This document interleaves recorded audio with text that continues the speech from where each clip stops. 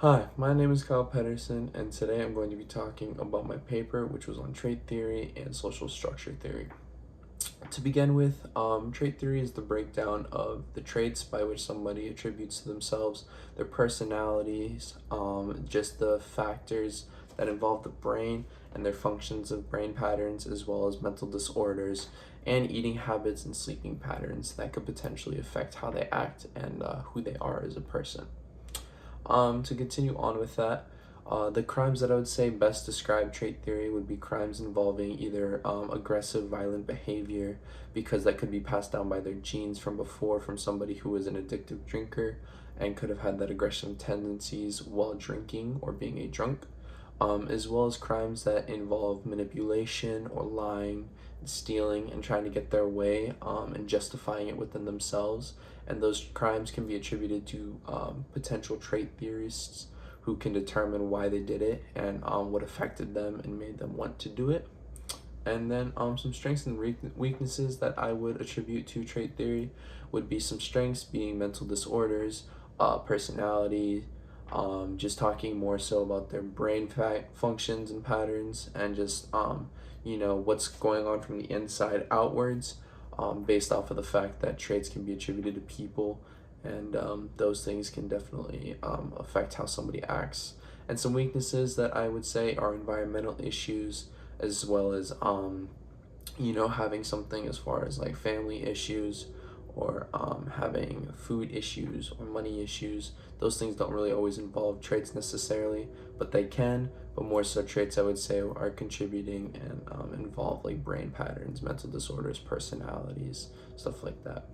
And some policies that can be referred to about stopping crime can be media watch time, and which is a big one in my opinion that really stuck out to me while reading, because within trait theory, a lot of people and children, especially from a young age, can get influenced and can have their personalities change from media, and so media can affect people and really make them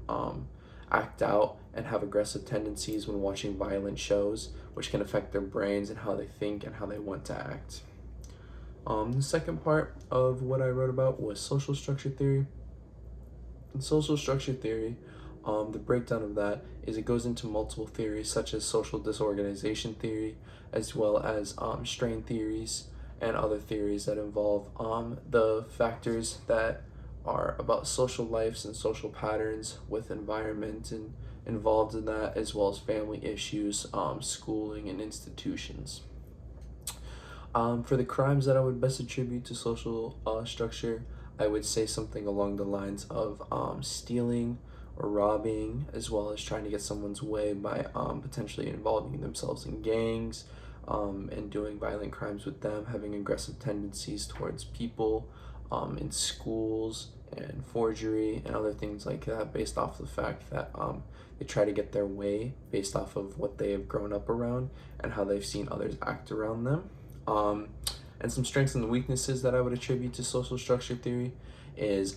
strengths being that, again, environment, it plays a huge role in it, schooling, institutions, families, friends, gang violence, how they watch their parents and what they do, as well as just the people around them and how they try and make ends meet. Whereas this is some weaknesses I would say is pretty well